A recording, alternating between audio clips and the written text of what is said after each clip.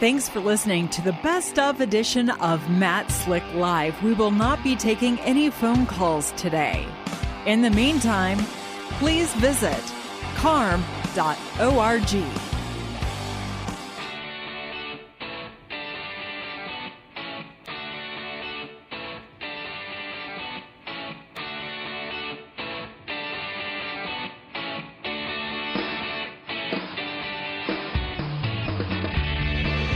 This is Matt Slick Live with your host, Matt Slick, my hero, founder of carm.org, the Christian Apologetics Research Ministry. Call now with your questions, Bible questions, God questions, hard questions. Toll free across the nation, 877-207-2276. That's 877-207-2276. No fluff, straight answers. And now your full contact theologian. Here's Matt Slick.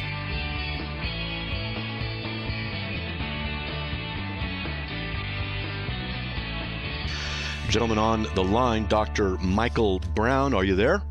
I'm here. Thanks, Matt. Hey, I've been doing this for 6 years here, and sometimes we'll have problems live on the air, and I actually kind of enjoy it. I don't know why, because it's just real, and people kind of get this sense that they're actually participating in a real live problem and watch it get solved or listen to it get solved. So I kind of get a kick out of that. But anyway, thanks for coming on. Now, Dr. Brown, you are, I'm going to just say this, you can deny it if you want, but you're an expert on the issue of homosexuality, right? Yeah, in particular, homosexual activism, it's become a real burden in the last 7-8 years to focus on these things. I've done intensive research, have a 700-page book with 1,500 endnotes called The Queer Thing Happened to America, and I've worked with some of the major family ministries in the nation on this issue. And in the process, God's really broken my heart for the people involved, so I have nothing but compassion and love for those with same-sex attraction or other attractions other than heterosexual, but I absolutely passionately resist the gay activist agenda and do believe it's the principal threat to religious freedom, freedom of speech, freedom of conscience in America, and the principal issue that we've got to discuss in terms of education of our children as well. Wow. I totally agree. Totally agree. In other words, my brother said to me once, what he said really worked well. Now, could you tell us about yourself, your degree, education, things like that? Sure. I'm a Jewish follower of Jesus. I got saved in 1971, so it's a little over 40 years now. My testimony is literally from LSD to PhD. I was a heroin shooting LSD using hippie rock drummer. Went to a little gospel preaching church to pull my best friends out, and God convicted me of my sin over a period of months and wonderfully saved me and transformed me. And my dad was thrilled to see the change in my life, but said, look, we're Jewish. We don't believe these things. We're not Christian, and you need to talk to the local rabbi. So he introduced me to the local rabbi, who was a nice guy. We started to interact, and he said, great that you're sincere, you believe this, but you're wrong. And you don't even know Hebrew. Who are you to tell us what to believe? So that led to my studies in college, majoring in Hebrew, then getting a PhD from New York University in Near Eastern languages and literature. So I've been active in biblical studies, scholarly articles, encyclopedias, those kind of things. I have a commentary on Jeremiah. I'm working on a commentary on Job. And then I've had a great passion to see the church revived, to see awakening in the church. I've often said the greatest problem in America today is not so much the presence of darkness, it's the absence of light. Yes. So I've written a lot on that to stir the hearts of believers. And then I've been overseas over 100 times, got a tremendous heart for world missions, and we've got grads from our ministry school, Fire School of Ministry, who are missionaries around the world. So that my heart's always beat for that. And then as a Jewish follower of Jesus, I've been active in Messianic Jewish apologetics. I've got a 5-volume series on answering Jewish objections to Jesus, and have debated rabbis. In fact, I've got another debate set up for a week from tomorrow with one of the nation's leading rabbis about who Jesus really is, the real kosher Jesus. So that's been what I've been doing in ministry for decades now. I started preaching in 1973, and to be perfectly honest, the issues of homosexuality and homosexual activism were never really on my radar until more recent years within the last decade. Wow. Are you a teacher anywhere? We have a ministry school, Fire School of Ministry, right outside of Charlotte, North Carolina. I'm the president of that, and I teach. And then I'm also a visiting or adjunct professor at Gordon Conwell Theological Seminary in Charlotte, Southern Evangelical Seminary in Charlotte, Denver Theological Seminary in Denver. I've been an adjunct professor at King's Theological Seminary in California, Fuller Theological Seminary in Pasadena, Trinity Evangelical Divinity School in Deerfield, and Regent University School of Divinity in Virginia Beach. Wow. So a few of those actively and currently, and others over the years. To give you a long answer to a short question. Well, no, I like that. Very informative. It really means that you're qualified and that others see you as being qualified. So we discuss this issue of homosexuality. People can hopefully glean and learn a whole bunch from you. So this is good. Yeah, and to be clear, my degree was not in sociology. My degree was not in psychology. My degree was not in sexual studies or counseling. But along the way of getting a PhD in Near Eastern languages and literatures and learning ancient languages and working with texts, and then doing the research for biblical studies, you develop habits of careful study. And because my degree is textually based, in other words, what do the languages actually say? What do the words actually say? It taught me to do firsthand research, not just to hear what someone said about somebody and their opinion of something, but to go to the original sources. And that's what I really tried to do. When I got burdened about the issues of homosexual activism, kind of knocking at our door where we live now, right outside of Charlotte, North Carolina, in the school systems, in the gay pride events, with the major gay activist organizations coming to the city with our agenda backed by the biggest companies in the nation. As I began to see that, what I did was start to read the literature of the gay activists themselves, read the comments of the gay theologians, read the works of the gay educators. So I was getting things out of the horse's mouth. I wasn't just hearing what some right-wing fundamentalist preacher said that some gay activist said on the internet somewhere.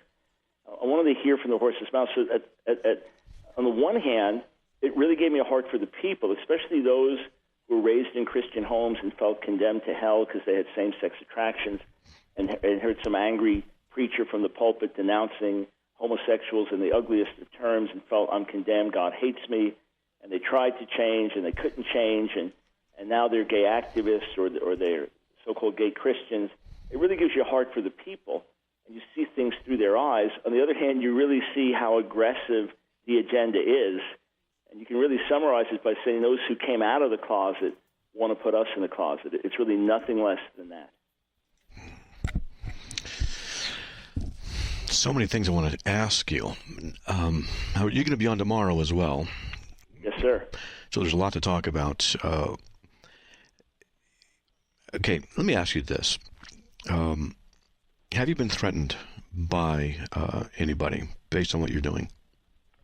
Oh, yeah. I mean, I constantly get blasted with email and internet posts and people talking about the violent acts they want to commit against me. The standard stuff, Michael Brown is an anti-gay monster and he's dangerous, and then people saying you should be called out and fired and fined and silenced and put in jail, and things like that. But it's just words. We've done lectures. We booked the Blumenthal Performing Arts Center 2 straight years, 2007, 2008, and did 5 nights of lectures on homosexuality, the church and society, and can you be gay and Christian? And there were no physical threats there. We had a policeman there, but he really wasn't even needed. I did a talk a year ago at the University of Central Florida. It was actually a debate. Same-sex marriage, should it be legal? I let my opponent pick the subject. What's remarkable, Matt, is that no one would sponsor it on campus. No Christian group. We even had Christian groups tell the folks we were working with, if you try to bring this on the campus, we'll oppose it because we can't have the controversy. No group would sponsor it is considered too hot to handle. This is in Florida. The school is 60,000 people. 5 vice presidents got involved with whether the debate should go on or not. Gay activists tried to shut it down. The folks involved in inclusion and diversity in the registration department and others, they tried to shut it down. Finally, the day before the debate, 11 people had a conference call, including the chief of police for the campus at the University of Central Florida. Again, a campus of 60,000. Basically, the consensus, I wasn't on the call, but I was told the consensus was it would be worse publicity to cancel the event than to hold it, so we're going to hold it. But we were only allowed to hold it if we had 4 armed policemen present in case of an uproar or threats or physical attacks. That's how volatile the situation was considered. Now, I walked in and out. There was no violence. There was no attack, anything like that. But that's the atmosphere. That's how incredibly volatile this whole thing is. And when you dare speak against it, I mean, the church in Australia was just vandalized over these issues. A 14-year-old girl in Maryland testified at congressional hearings as to why marriage should not be redefined. She's received death threats. So it's a very volatile issue, and sadly, many Christians are afraid to even go near it because they don't want the flack, they don't want the controversy, they don't want to get maligned. Yeah, the Gestapo is out and about. I've been threatened too. Various wackos will just make various threats, and it only takes one to really kind of carry it out. And there's a lot of them out there. I feel for you in that. This is. But it's fine though. It's if it was for foolishness on my part, then I would grieve over it. If it's for the gospel, I mean, I've been overseas. I've washed the feet of martyrs' widows. They're friends of ours who are under constant death threats and who have been attacked and things like that. So right now it's at the level of words and minor harassment and maybe people trying to mess with things online or do things like that. But, there are extremists and wackos in every camp. But this much I know, there is an outpouring of hostility towards you. You will get maligned on every level. When you simply say, marriage is really the union of a man and woman, or, I don't think a 7-year-old boy should be using the girl's bathroom at school because he thinks he's a girl. People go almost crazy about you verbally. How dare you say that? Whereas we're saying the most basic things that everybody's believed almost forever. Well, there is a homosexual agenda. I've done research, and I'm sure you found a document that was released a few years ago, maybe 20 years ago, about how the homosexual community was to get homosexuality not only accepted but promoted, and then ultimately the counterposition to be attacked and destroyed. Are you familiar with that document?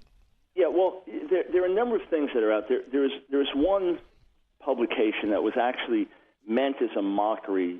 In other words, a gay activist wrote it, mocking our position and saying, oh, yeah, we're out to get your boys and all this. And a lot of Christians took it seriously and thought that was an overt statement. But the fact is there have been quite a number of articles, books written with plans of attack. The most famous one is called After the Ball. It was by Marshall Kirk and Hunter Madsen, and it came out in the mid-'80s. And the subtitle was How America Will Conquer Its Fear and Hatred of Gays in the 90s. And they had previously written an article about how to overcome and overhaul straight America. And they did lay out 6 points, and that's probably the article you're speaking about. And just the 6-point agenda, you read it today and you think, that doesn't sound like an agenda. That's normal life. But when it was written in the 80s or late 80s, it was really pretty radical. Mm-hmm. And one of the strategies was that homosexuals would consistently be painted as the victims, and those on the other side were the victimizers.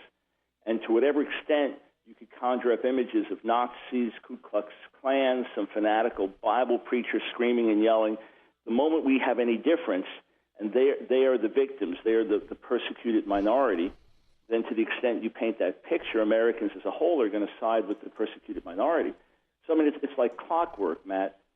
The moment I'll say anything and say, I care about people, but I oppose the school of homosexual activism, I don't want this curriculum taught in elementary school, instantly, you're a Nazi. Called a Nazi over that. Instantly, you're KKK. I mean, it's like clockwork. You just push the button, and there's the response. And it's so programmed, you have to think, do you actually believe this? And yet people do. There's been a systematic brainwashing through the media. There are even quotes I have in my book, A Queer Thing Happened to America, where they say, here's our strategy. The propaganda coming through the media, we're going to saturate America and change the thinking of the people. And they've done it.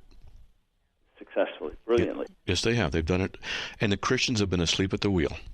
Yes, sir. Yeah, one of the problems is that the Christian church is too busy getting its lattes on the way to church and on the way home, being comfortable.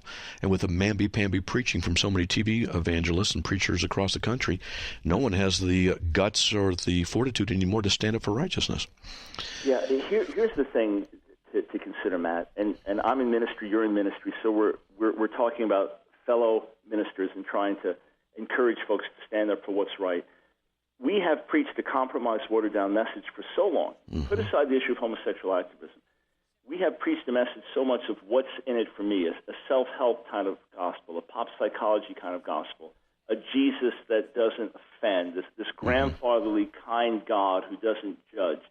We've compromised the message across so many lines in so many ways that now that we have a real conflict on our hands and something that is actually costly and something that could cost your church bad publicity, or maybe a big tithing member will get offended because they've got a gay grandchild and they think you're just attacking their grandchild, or whatever the thing is, of course people are going to run from this. If we have fainted when the battle was miles away, when it comes close to us, do you think we're going to stand as heroes? No, not at all. So I've said for many years the greatest problems in America are caused by the failings of the church.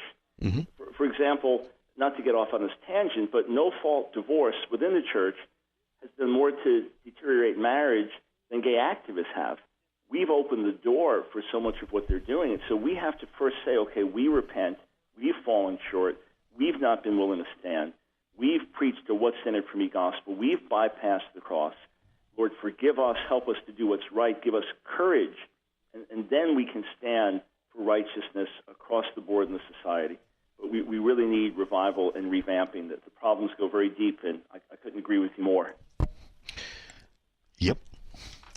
You know, you're great. You're a great interview. All I have to do is ask one question. I can go to sleep for 5 minutes, wake up, ask another question. This is good. No, I'm serious.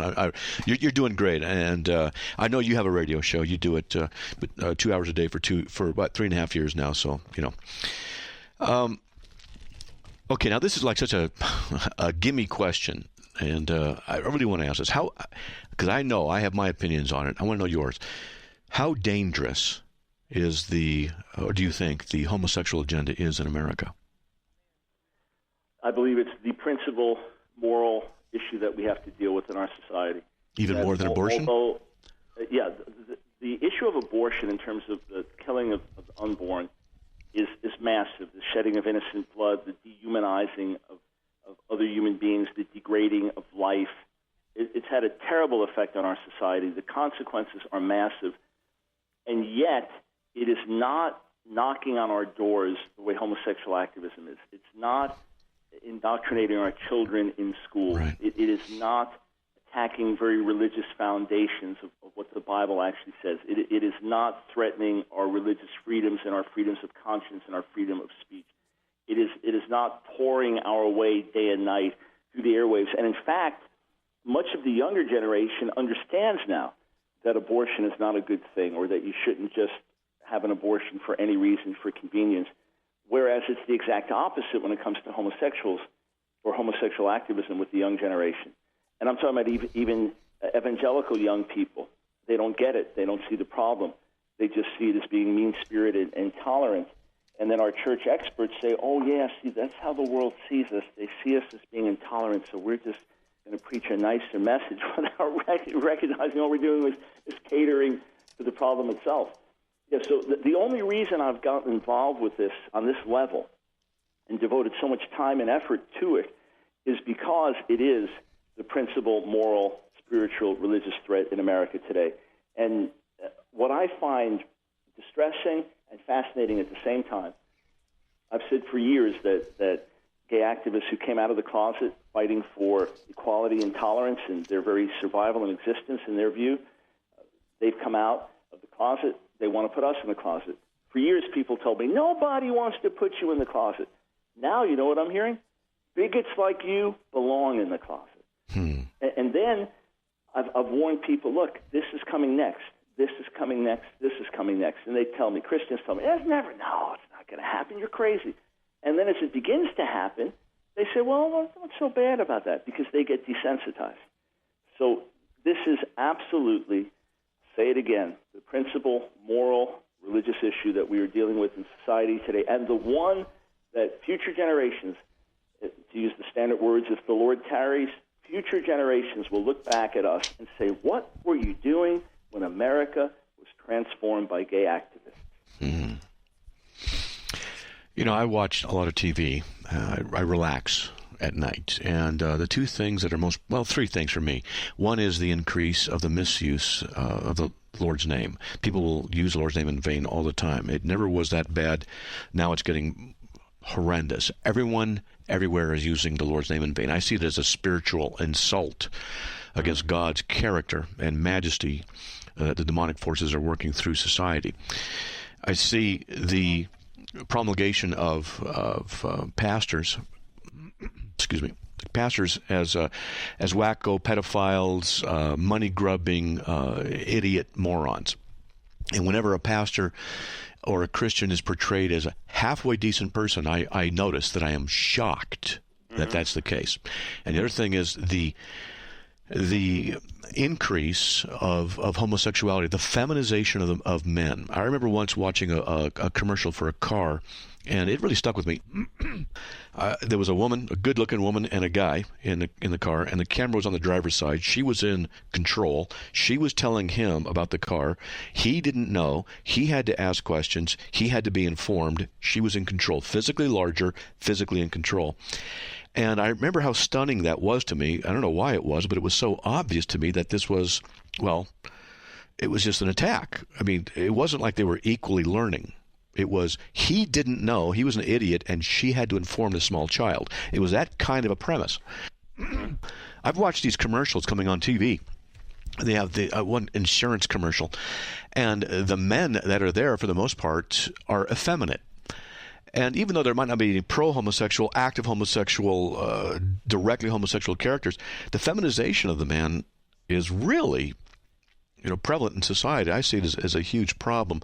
And this is another danger, I'm sure you are aware of that, that's happening in America, the feminization, which is laying the groundwork for the acceptance and promotion of homosexuality.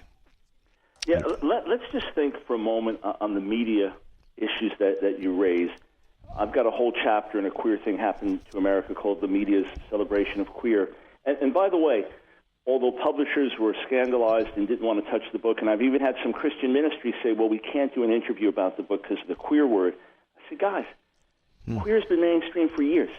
Associated Press in 2003 said queer has become hipster. We've already had Queer Eye for the Straight Guy come and go on TV.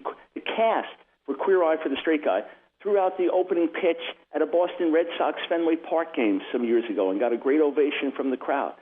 I'm looking at my bookcases here. I own the Queer Bible Commentary. I own books called Queering Elementary Education. You can go to colleges and get into queer studies. There are vocabulary cards for elementary school children introducing them to terms like gender queer. So I use the word just to say, look at how things have been transformed. I mean, who could have imagined this word being so mainstream, so accepted by so many? But Elizabeth Taylor said if it wasn't for gays, honey, there wouldn't be Hollywood. It's well known. There's a disproportion of gay screenwriters, of gay screenwriters for sitcoms. If you look at the percentage of homosexuals in the nation, which is, say, 3% or less would identify as gay or lesbian, when you look at the influence in Hollywood, it's massively disproportionate. Michael Medved said, if a Martian was judging American society looking at TV, he would think there are far more gays and lesbians than evangelical Christians. I think I've got it. I need to install the camera. And then we need to test it after that. We need to put that through the, we need like an extender, don't we? If it's not long enough, yeah. Are we going to have to use this thing, maybe? Yeah, something like that would work. I think that's about the only one we have.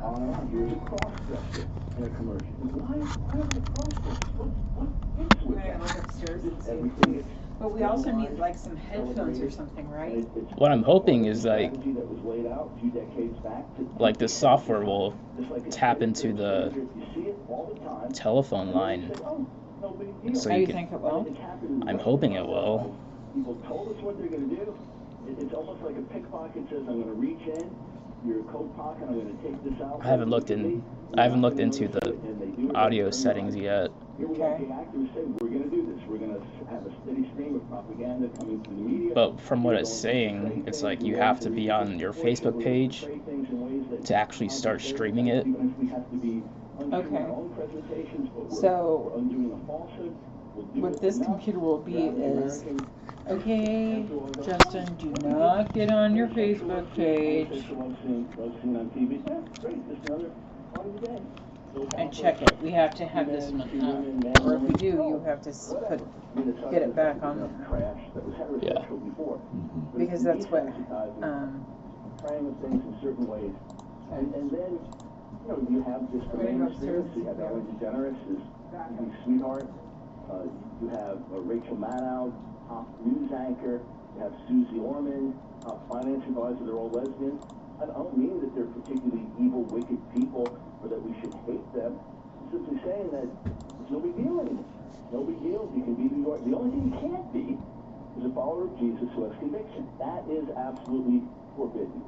Everything else, it goes. Yep. And when the abnormal becomes normal, that which is true and right will be persecuted, and those who hold to truth will be persecuted themselves. Now, you're probably aware of the movement that's going on in one of the counties, states, whatever it is, in Canada, where they're saying that they will not allow homeschoolers to teach against homosexuality. Yeah, absolutely. They're coming into the home. They want to move into the home, and there was Freedom of the Valley's clarification issues that have been going on for years. They're going through all kinds of moral training that's occurring in the schools. But anyway, the thing is, and I've been warning people for years and years on my website, on the radio, trying to tell Christians, you better wake up. Don't be so concerned about going to church on Sunday and getting everything conveniently delivered to you in a nice sermon, a nice outline, nice PowerPoint, nice music, nice drive home to the restaurant. Because this kind of stuff is what atrophies our spiritual muscles, and we don't use them, we don't need them, we get comfortable being lazy, and we become weak. And we become weak, we don't become unified. There's nothing to struggle against, become unified over. People start dividing over all kinds of things. Christian society becomes weak, Christians become weak, and what's going to happen is, that like anything that's heretical, anything that's demonically oriented, that when it gains power, it seeks to destroy that which is good, which means the Christians are going to be heavily persecuted. This is what I teach. This is what I predict. Now, along those lines, do you see that as becoming a more and more prevalent thing where Christians themselves will, seriously, jailed, persecuted, property confiscated, whatever it is? Do you see that coming? Of course, certainly. And here's the thing. If someone happens to catch this, Right-Wing Watch or some other group like this, or some gay activist website, they happen to catch this, they will play our conversation about these things and mock it and mock it and mock it. And every day it gets closer to reality. You're crazy. No one's going to do this to you. And then when it happens, like, yeah, you deserve it. So let's think about what's happened so far. Things that have already happened. In Canada, you mentioned the bill in Alberta. It's on its way through. It's under human rights. Say that homeschooling parents not tell their children marriage is only the union of a man and woman. Homosexual practice is wrong. They tell them in their private time, but not in their homeschooling time, which, the outrage is that on every level. They've already told Catholic schools, bishops, sorry, you have to comply, but there must be gay-straight alliances in your Catholic schools, like it or not.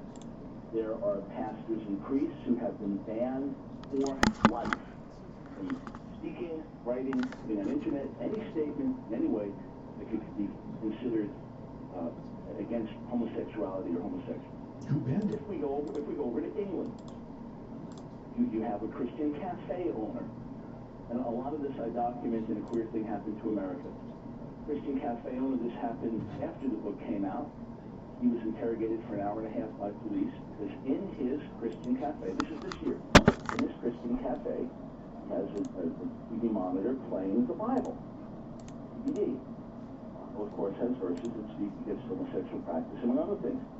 He was interrogated over hate speech, whether he was allowed to play this in his Christian cafe. There is a Christian couple, who has adopted a number of kids and provided foster care for kids. The activists said, we don't like that, because they cannot affirm homosexuality in the home. So they brought them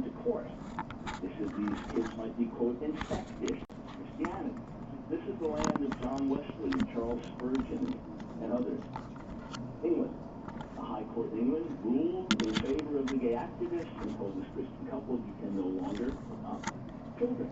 I go on with instance after instance from England around the world. How about America? There are Christians who have been kicked out of college and university because they could not comply with gay activist curricula or goals. There have been individuals fired from their job or on their private time, saying, I differ from homosexual activism. I have a problem with this. I don't see homosexual activism as civil rights. They have been fired from their jobs. SB 48, Senate Bill 48 in California is now law.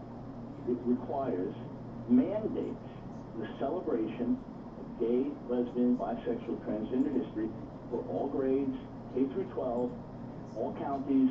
No teachers can opt out, no parents can opt their kids out.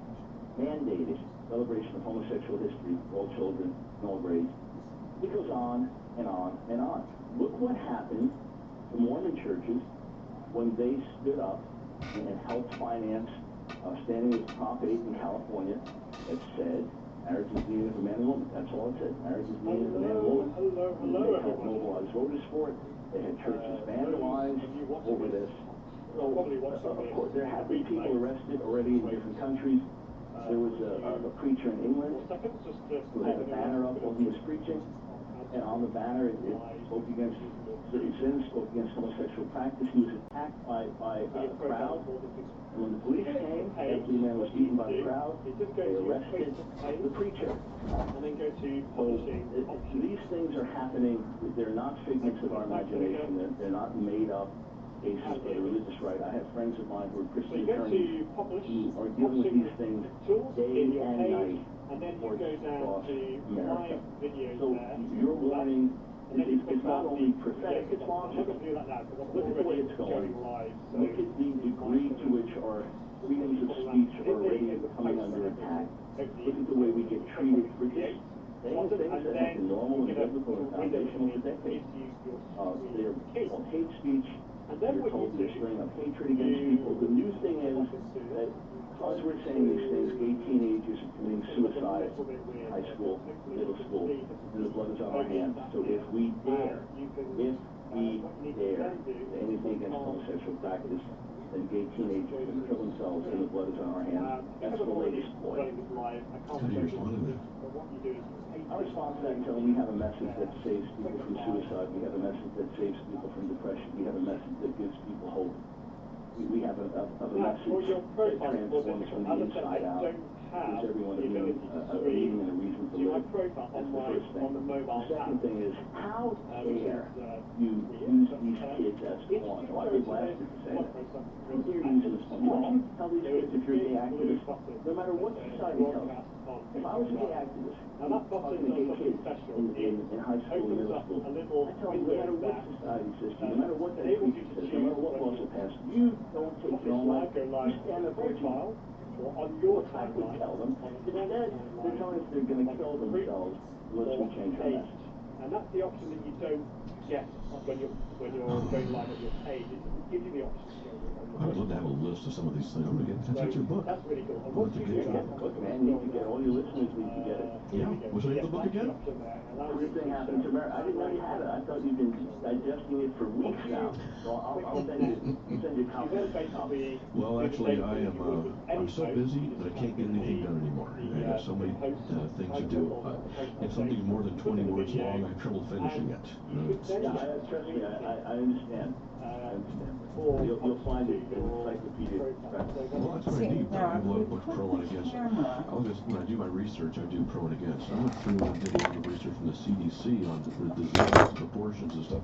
Homosexuality is a dangerous lifestyle, period. I mean, there's this there's kind of a deal. rapes, there's diseases, and they try and portray it as one of the most peaceful, nice lifestyles that there is. Like filter out the background noise. And No, the fact of the matter but is, we can there can be stereotypes all around. You know what I'm saying? I'll be able to put this thing in there. Some folks here say, look, my cousin's gay, he's a really nice guy, or that I'll be able to gay couple and they're really sweet. install the camera and be able to move the camera. Of course, there are plenty of nice civil people. I'm not finished with this. But the way it's portrayed is so ridiculous. But see, it's the same idea. Think of anything else. Think of tobacco. If Right now, I'm tobacco, still smoking tobacco. trying to figure out how to Fraction is dangerous. get this Thing to to work. work. I mean, Right, or what Is it not doing so well? well, the camera isn't turning on. You get sexually transmitted disease or the But it's weird because it can sense it. AIDS. So like what you do is you copy this, Things are off the charts in terms of the string numbers key, affected, bisexual men and then young you people too. paste it in the settings here. Anything else like that? I mean, we've got these campaigns about obesity and all Oh wait, I'm this, still recording. McDonald's needs to change It's their not happy streaming. meals and so on. Well, fine, have all these campaigns, but don't be hypocritical by denying the fact that this is a terribly dangerous lifestyle in terms of sexually transmitted diseases, in terms of the fact that there are higher rates of depression, suicide, and everything else. Oh, You're told that the reason for the higher rates of depression, suicide, drug abuse, so on, is because of homophobia.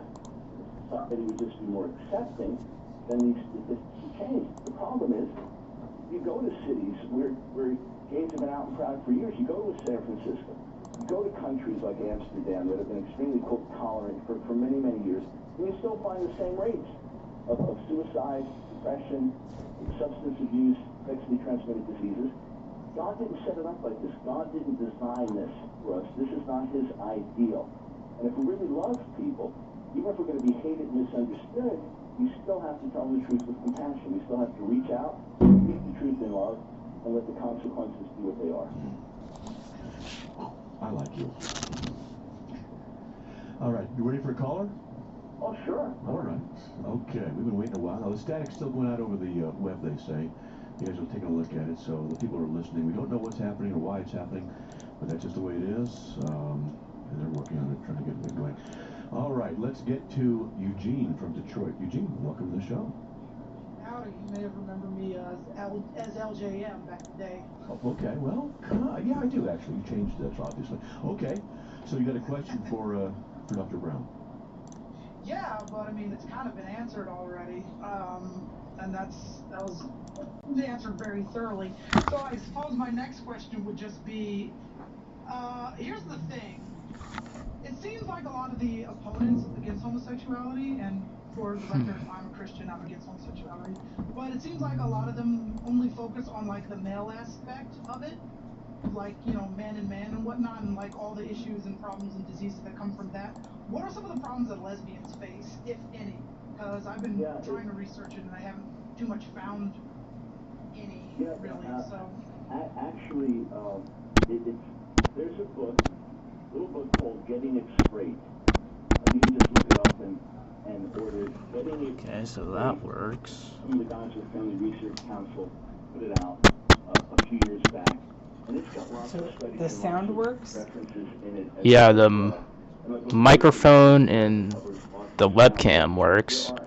There are actually, among lesbians, you have same thing in terms of higher rates of. So if the microphone is inside there, it'll pick up You also have various health issues because many lesbians are not the SASOs. womanhood in terms of the way a man would look at them. Some of them have had certain traumas and they're like, something at all. And you have the don't want to be attractive, get overweight, that kind of thing. So you actually have more obesity among lesbians than the female population as a whole. There are actually as well a number of health risks. And you say, well, how could that be? I mean, the male sex has these various issues, but why would lesbians?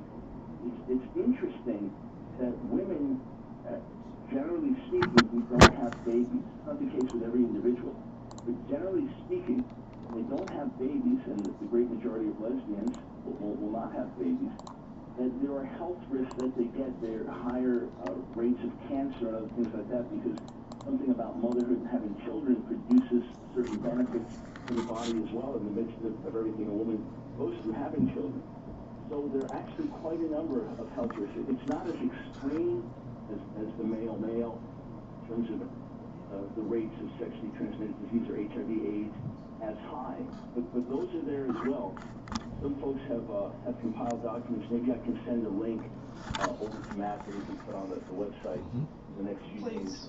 It's quite a list, and then you also just have to ask yourself, how many of the women have a healthy attitude towards men? If that's the case, if they are raising a child, will that child know the right attitude to have towards men? I've talked to women who were raised in lesbian homes, and some of them said, yeah, their mothers hated men, or looked at men through hostile eyes, and she had no idea. One woman saying growing up, she had no idea how to relate to men, being raised in a lesbian home. And then, there are other issues. That's the second question about kids raised in lesbian homes. So there are lots of issues, and it's inevitably going to be like that because God did not set it up in that order. Well, Eugene, did that answer that? Yeah, thoroughly. I'm just looking forward to that link. So yes, please forward that. He'll send it to me, and then I will I'll put it up on the CARM/radio link page. Okay. Awesome. All right. God bless you, Gene. Later. All right. Hey, folks, if any of you want to get in, all you got to do is go to Skype and type in carm.org. That's carm.org, and you'll get right in. Now, somebody left a message. Michael from California had a comment. It says this: it bothers him that homosexuals push their agenda on heterosexuals, and then heteros are forced to accept them, and then the rights of heterosexuals are basically taken away. That's his quote. So what do you think of that? It's certainly true. Now, on the one hand, they could say, well, we've imposed our values on them. Well, we do argue that God intended society to be heterosexual. We do argue that God made us male and female for a purpose, and that marriage is the union of a man and woman, and that every human being in the world has come into the world somehow through someone male and someone female. That's never changed. But yeah, it is true that something has to give. Ty Feldman, who was appointed by the president to the Equal Opportunities Commission position, she's a law professor and open lesbian, and she has said that when the conflict between sexual liberties and religious liberties comes down to it, she can't see religious liberties winning. So in order to have gay rights across the board, it does mean restriction of heterosexual conditions. I'll give you an example. There are cities in America now that have passed transgender bills where a man who identifies as a woman's bathroom. By the way, this is also the policy in a number of schools in America as well. It's actual school policy. If a kid identifies as opposite to what their physical, biological sex is, but that's how they identify, then they use the boy uses the girl's bathroom, the girl's locker room. How does that affect the rights of the other kids? If a man identifies as a woman and he's going to use the ladies' room, how does that affect the other ladies? What about their rights? If, as a parent, you say, I don't want my kid being taught homosexuality is equal to heterosexuality, that it's fine to have mommies and daddies, the difference in that having a mom and dad, I don't want that taught. Well, your rights are going to be taken away. There was a couple in Massachusetts. Went to the school and said, we don't want our kids taught these things. As a 6-year-old boy in first grade, when you're going to teach these things, we'd like to be notified. And the school said, well, same-sex marriage is legal in Massachusetts. Plus, our teachers can bring this up whenever we want to.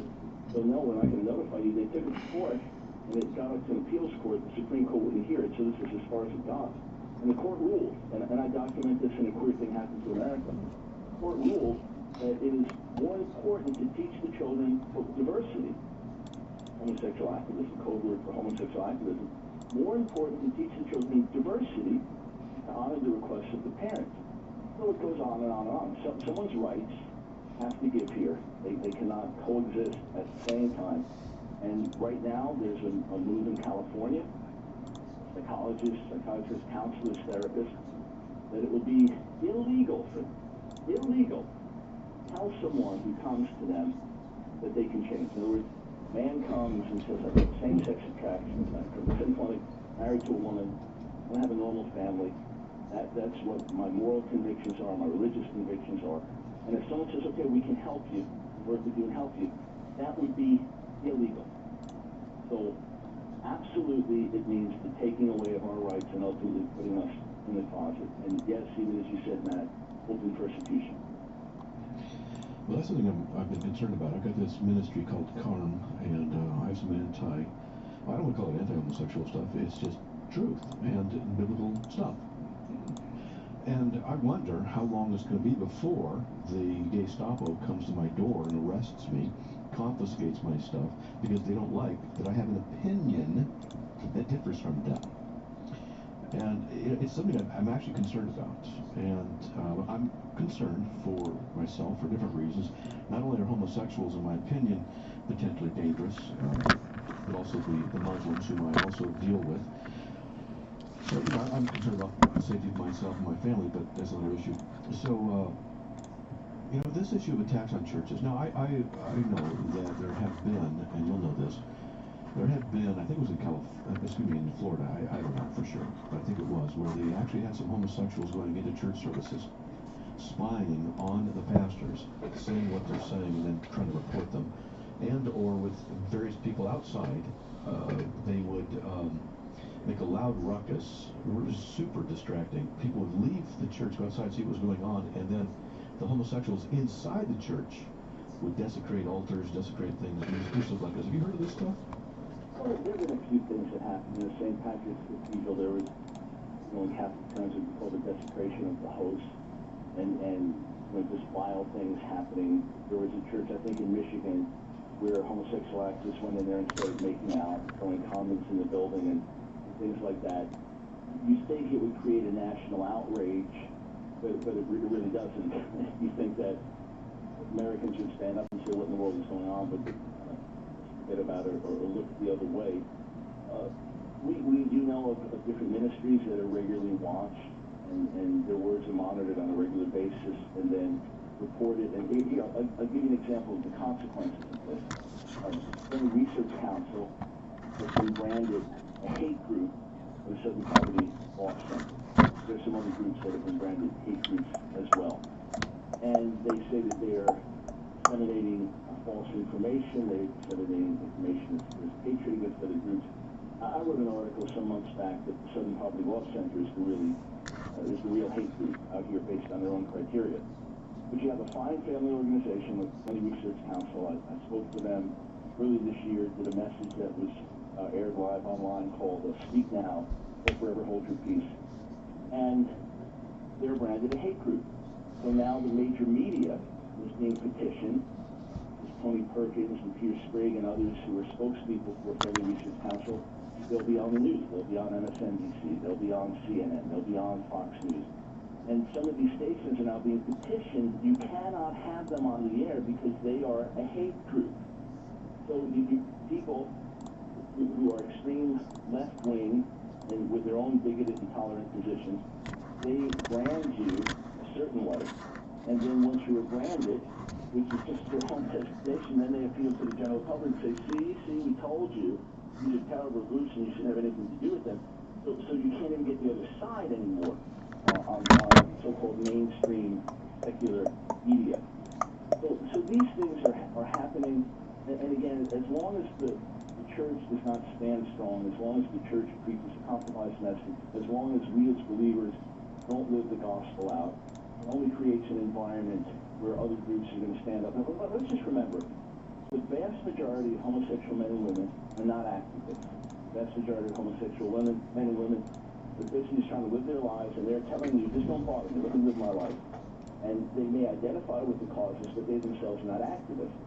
It's a small percentage who are activists, but they are vocal, and they are backed by some of the biggest companies in America. This has now become the new civil rights issue. This is the issue everyone has to champion and stand together for. So as that happens, there's tremendous power and momentum to it, and it gives a disproportionate feeling. And rather than Christians saying, we're in the vast majority here, we're just going to stand up for biblical values, and we're going to re-educate people, and we're going to teach our young people what's right and wrong, and go in retreat mode. And then some say, this must be the end. When it's this wicked, Sodom and Gomorrah all over, Jesus must be coming in any moment. Well, he was coming in any moment when I got saved 40 years ago. He hasn't returned yet. So let's do our job and be faithful witnesses. If he comes tomorrow, wonderful, but otherwise we've got to ask ourselves what kind of world we're leaving to our children and to our grandchildren. Well, the problem with the idea that Jesus is coming anytime means let's give up because there's no use. Let's not do anything.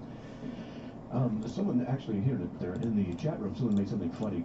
Something you said earlier with the transgenders, the bathrooms. Army base with 3 bathrooms, one for G.I. Joes, one for G.I. Janes, and one for G.I. Don't Know. And that's pretty good. Yeah, but the fact is, and again, I am sensitive to the struggles who go through who have gender identity disorder. I've got an older cousin in the late 60s is in the midst of sex change. And you think, what does it do to your family? But it's so destructive. So obviously there's massive confusion and struggle these people have. And as Christians, I ask other believers, are we ready for these folks to come into our church and we reach out with compassion and work them through their issues and help them find wholeness? But the fact is this now becomes normalized. So it's like a kid in school is deaf, so now no one can talk in school. Everyone has to use sign language. That's what happens. It is the rule on different campuses in America that if you have a building with at least 3 rooms, 3 bathrooms, one is male, one is female, one is gender neutral. They now have certain schools when they have housing and their rooms just for one student, dorm rooms just for one student versus 2, that those who identify as transgender or something else get to pick those rooms first because they may not be at home with a man or with a woman.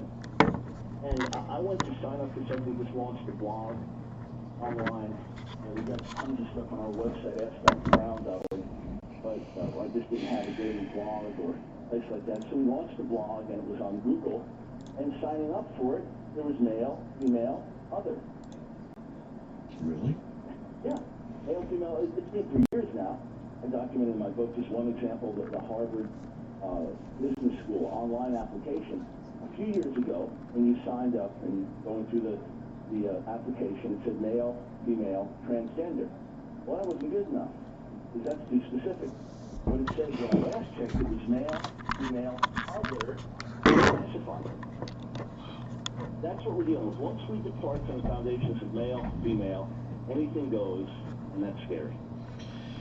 Okay, we've got about 6 minutes left in the show, and we're going to go on tomorrow, and I'd like to talk about civil rights issues, what we can do as Christians, things like this, but maybe we could conclude with the topic of, come on, homosexuality really doesn't hurt society. Why not let them have their way, and why worry about it? If it was simply a matter of what 2 people did in private, well, we care about them, but our role as followers of Jesus is not to enforce morality in terms of we're going to knock on every house in the neighborhood and find out if this couple living together.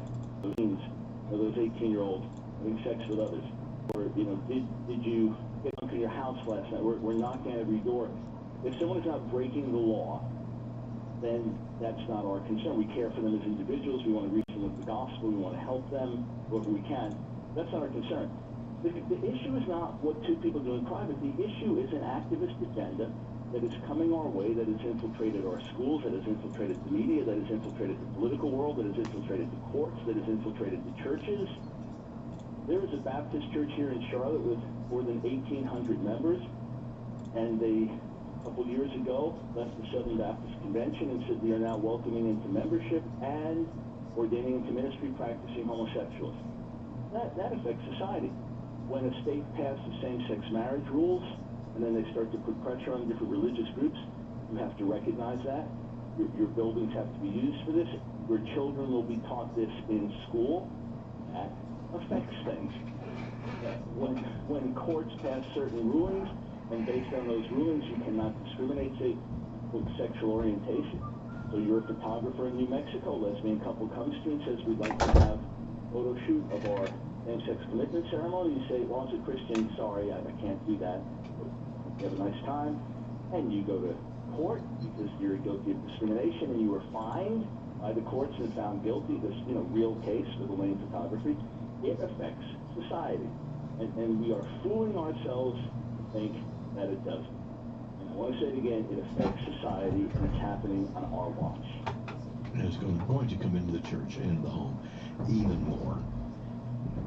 Absolutely. Just like the case in Canada with homeschoolers and potential restrictions there where they will have to affirm sexual practice in the home with homeschoolers. And you have to realize, once we get branded as Nazis and KKK, we don't have any rights. Once this is looked at as a civil rights issue, and we are the ones that are in the same category as the slave traders and the segregationists and others, we don't have any rights.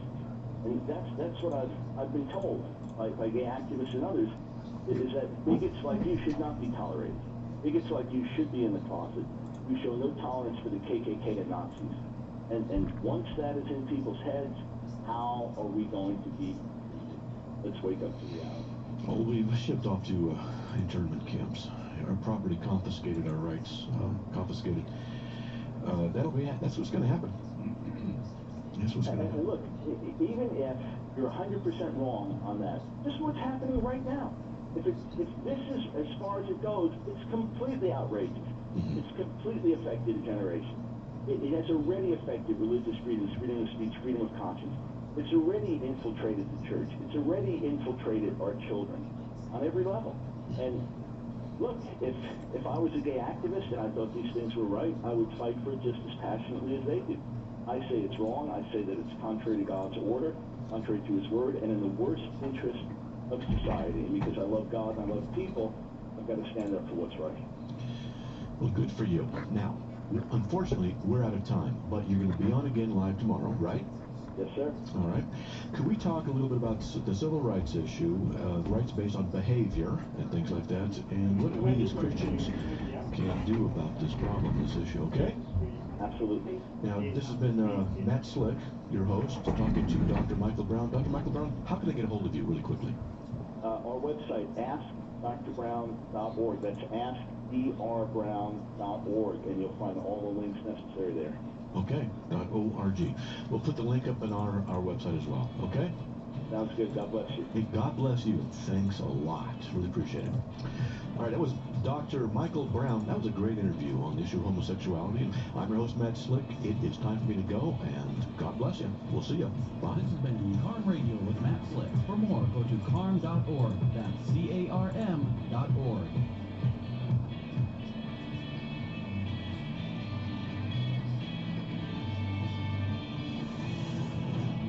Want more? Go online now to carm.org. CARM, the Christian Apologetics Research Ministry. Read Matt's articles on hundreds of topics. Enroll in up to 3 online schools which will take you to the next level and beyond in your knowledge of the Christian faith, theology, apologetics, and critical thinking. Interact on the forums. Download past radio shows, interviews, and debates. And for a limited time, request a free book specially chosen by Matt Slick.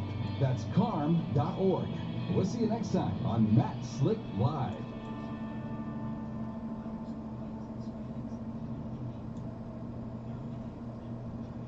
It gets you out of bed in the morning, encourages your heart as you drive to work, and helps you reflect after a long day. God's unchanging word. 94.1 The Voice, KBXL, Caldwell, Boise. Radio you can believe in. Hi, this is Jim Zamzo, and you've been seeing and hearing a lot about Zamzo's Recharger. And if you're one of the over 10,000 families on our Natural Lawn program, or would just like to have a healthy green lawn both now and in the spring, I got a camera. Yeah. Is that the one that Matt Step 5 uses? is the most important fertilization of the year. Because right now, your lawn's preparing to go to sleep, and is storing the food and nutrients it needs to make it through the winter. With Zamzo's Recharger supplies that food, using our unique natural-based formula that slow feeds your lawn. What I'm thinking long. is, like, we're going to use it for Facebook Live your lawn will be the first in the neighborhood and to wake so up if we have and this turn a camera deep lush green. inside the studio there, it can pick up the audio from It's kid and pet friendly and host. environmentally sound. And we can also have you can still the audio sign up for our input from the annual launch computer program at go this into year's here prize. for the So what are you waiting colors. for? Come see us now. And I'm hoping it'll work. But the idea is to have both audios go into our Facebook page. 94.1 The Voice, KBXL, Caldwell, Boise. Radio you can believe in. For my thoughts are not your thoughts, neither are your ways my ways, declares the Lord.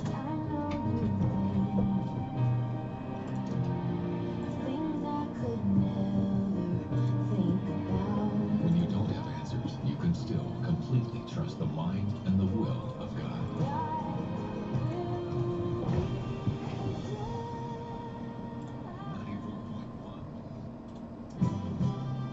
was made on today's date. Stay tuned for an American Minute with Bill Federer.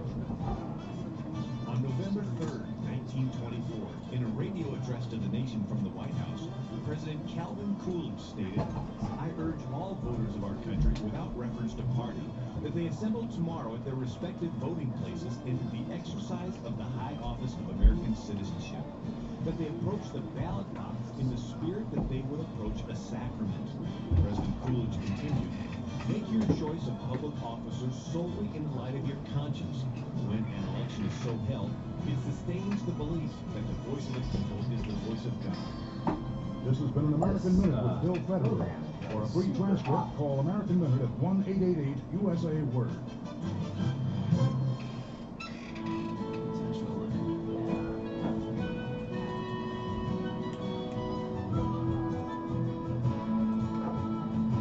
You've landed on a station that is not ho-hum, predictable, average, or status quo. 94.1 The Voice.